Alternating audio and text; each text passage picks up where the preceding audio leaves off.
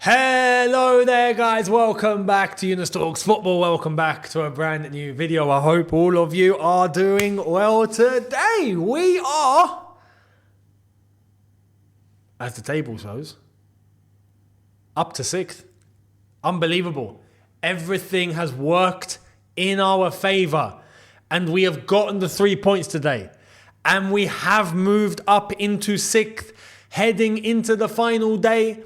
Brighton 1, Chelsea 2, and absolutely incredible scenes in regards to how this has gone down. We got the job done from Chelsea's perspective, getting the win at Brighton. By the way, beautiful, because it's Brighton, right? De Zerbi, how you doing, mate? What's your beautiful build-up system?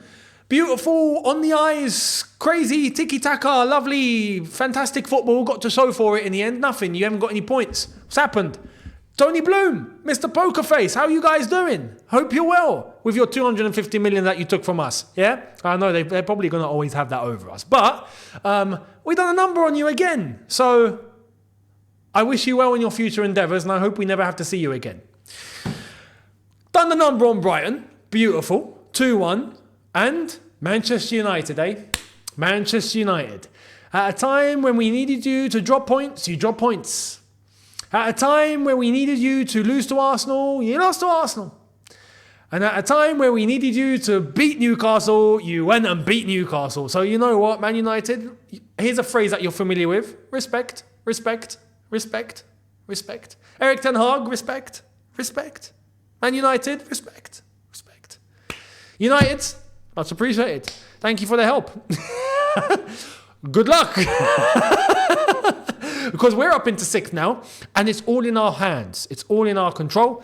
And Man United still have another way that they can get to Europa League, and that is by winning the FA Cup. Now, this is where it gets tasty. And it gets tasty for how Chelsea are going to make it to Europa, based on how the table now stands and the circumstances around it. We will get to that at the end of the video. But let's focus on this game first, right? This beauty that happened right here today. Brighton 1, Chelsea 2. A very good game from Chelsea, if I'm honest. Very good game. And I'm very happy. I'm very happy with the performance overall. I'm happy with the way that we controlled most of the game.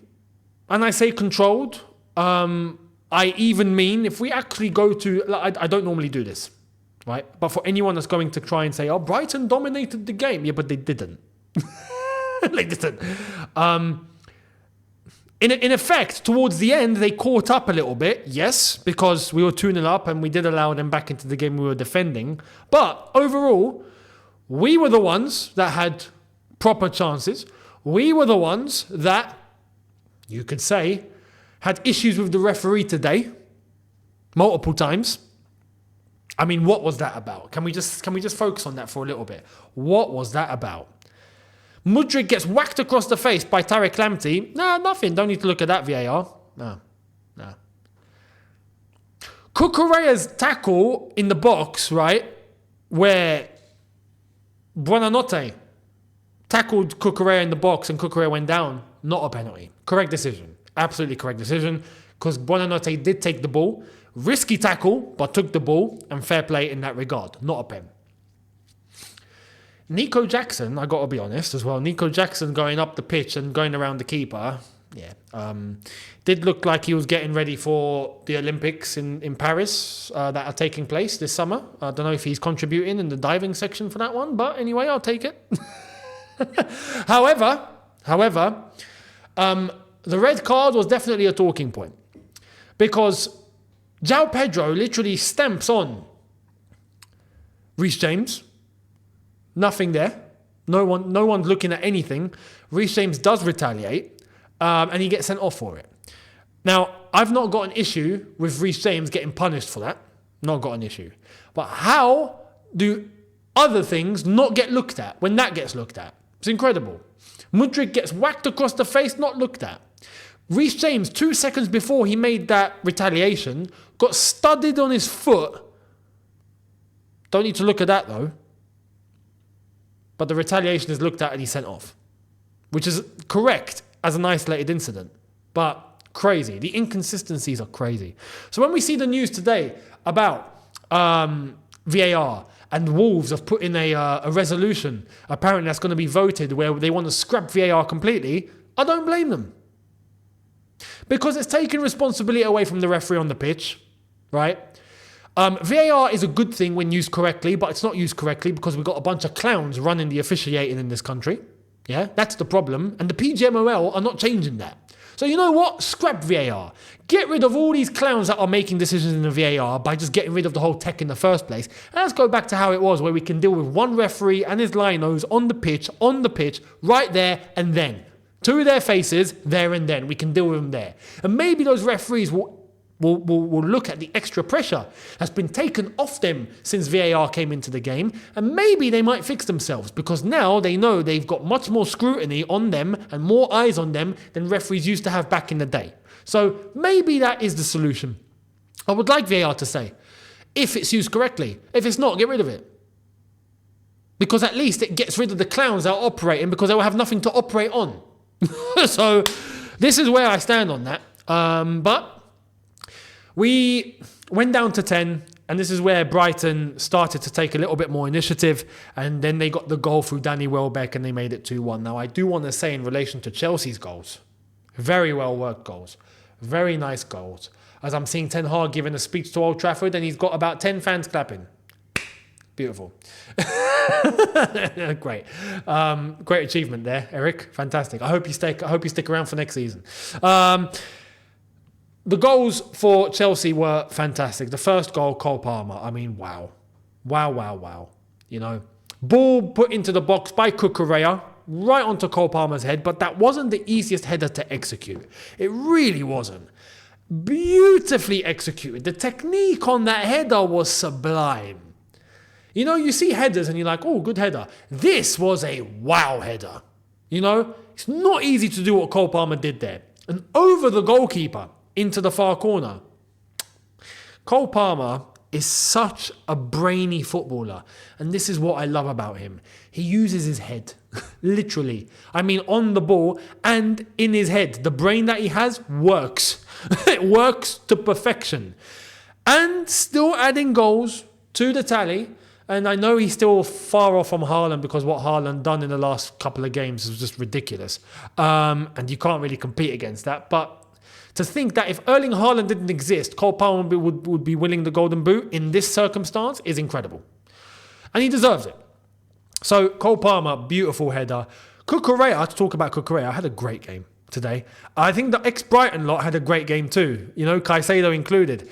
But the second goal, lovely jubbly. We see Cole Palmer the first, and then we see Nkunku get the second goal.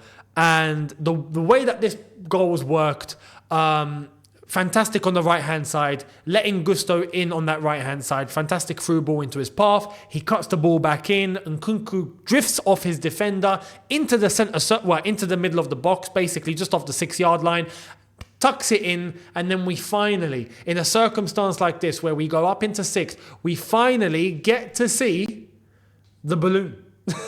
We finally get to see the blue balloon. And it's not a red balloon, it's a blue balloon. And he got it out. Greatly worked goal, tucked in nicely, and a fantastic goal to make it 2-0. And we were in full control at this point. Absolute full control at this point.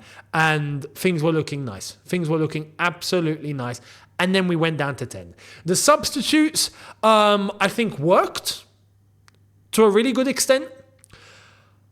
And then when we did go to, when we did get down to 10, and you saw what happened, then we made extra subs. Cassidy come on, Ugochukwu come on. We tried to pack out the midfield. It wasn't for much longer anyway, so that was okay.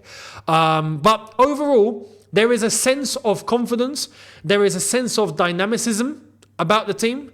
And I want to say we also defended well today. Now, going down to 10 and conceding is one thing, but I think we also defended well. At times where we allowed Brighton to have the ball, and they came at us like we all expected them to, and they were fantastic on the build-up and great in terms of getting the ball from one phase to the next phase, but once they got to the final phase, not really much to show for it until we went down to 10 men, and then they did have ways to get through. So I think overall, defended well, got the job done, we were playing well.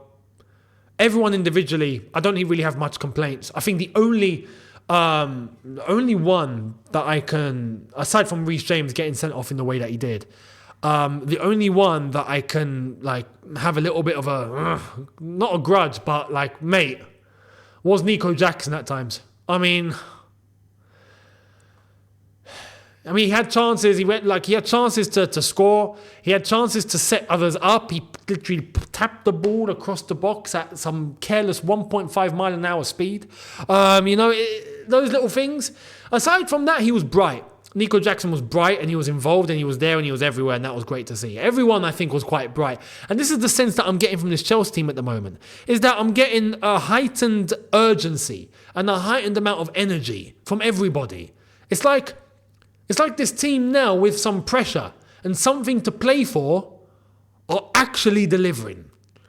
And even the way that we're playing, Pochettino is looking more animated, looking more enthusiastic, looking more involved in even the minute details. You can see him on the touchline. He doesn't stop now.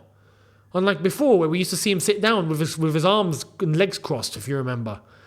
So there is a sense now of something to genuinely play for. The pressure is there, but we're delivering. It's 4 wins on the bounce now for Chelsea. Heading into the final day, it'll be 5 if we beat Bournemouth. That would be quite mad, considering the circumstances, and something that we've not expected. Now, credit to Pochettino as well, for the setup, for the way that we played, and for everything delivered. Pochettino is a very interesting topic, because now, when we look at the managers that are available, doesn't look like there's any. At a time when we thought that the managerial merry-go-round was going to be absolutely incredible, now all of a sudden it's been diluted. And there's no one there. Even the guys that I would happily take. Thomas Tuchel's going to be staying at Bayern Munich, it's looking like now, because Bayern Munich don't have anyone that wants them. It's mad. We've had 5 rejections from managers. Now they're forced to talk to Thomas Tuchel and get him to stay. It's looking like that could actually happen. Jose's looking like he's off to Turkey. Fenerbahce, the new president, or someone that looks like he's going to be the new president, who was the old president when Fenerbahce were doing really well back in the day. He's coming back. Apparently he's already worked it all out with Jose, and he's got him ready. If he wins the election, Jose's going to Fenerbahce. So that's that. Conte, let's be honest, Conte will just kill people. I don't think we want that. I don't think we want that. It won't end well. De Zerbi? No. Gareth Southgate? No. Thomas Frank? No. We're sticking with Poch. But, like I've said, Poch has leverage. Poch now has leverage. Playing like this, the team's playing like this. The team are clearly all behind him. We're getting results. 4 wins on the bounce. We're on the brink of making Europa League. If we actually make it, Poch is going to be walking into that end of season review with leverage, with documentation, going, guys, boom, on the table. Listen, we can carry on, but I'm going to have my input, and you're going to have to listen to me from now on. And you're going to have to do some things of what I want around here, because clearly my way works. With what you've given, my way's working now. So he's definitely going to go in with some leverage. And as long as he keeps his backbone, I wouldn't mind seeing Poch stick around next season if we keep playing this way and we keep getting these results and we're getting it through the door. And like I said, now we get to talk about how the season's going to end. Because now we are in a situation, as the league table suggests, we don't need to look at Manchester United and Newcastle anymore. We're ahead of them. We're in control. We're 3 points clear. If we just draw against Bournemouth, we will be finishing in 6th. But that's not where I'm looking. Nah. I'm looking somewhere else. I'm looking at maybe quite familiar territory to Pochettino. Where is it Pochettino used to work? Oh yeah, Where is it that Mourinho said there was no standards? Conte said there was no standards. Ange Postecoglou is not very happy now. Oh yeah, those lot. Tottenham. Look in your rearview mirror. Hello. How you doing? Long time no see. Yeah, we caught up. We need Sheffield United. This is a big ask. I have to be honest. It's a big ask. We need Sheffield United to beat Tottenham at Bramall Lane. It's at Sheffield United. It's in Sheffield. They've only got 3 wins this entire season, but we need a 4th. If Sheffield United beat Tottenham somehow, some way, and we win, we go into 5th. That would be insane. So, what's the plan? The plan is now, congrats to Chelsea, to the players, to Pochettino. Greatly executed. We're very happy. Congrats to Manchester United. Much respect. Thank you for the helping hand today. Thank you. Good luck in all that you do going forward. Not much, but you know. We now are in a scenario where on the watch-along this Sunday, the final watch-along of the season, the Premier League season, there will be a watch-along for the FA Cup final and there will be a watch-along for the Champions League final because we have to do those. But for the final day on Sunday where all the games will be played at the same time, we will be watching Chelsea, but we will also be paying attention to Sheffield United versus Tottenham because that's the one that we need to be paying attention to. Not the others behind us now. We have those in our control. So, what a way to end the season. What a way to end the season. And I don't think any of us expected this one. Let's be honest. It didn't expect it. What I will say, even if we finish 6th, we will need to hope that Manchester United lose the FA Cup final. If we do finish 6th, we would need to hope Man United lose the FA Cup final.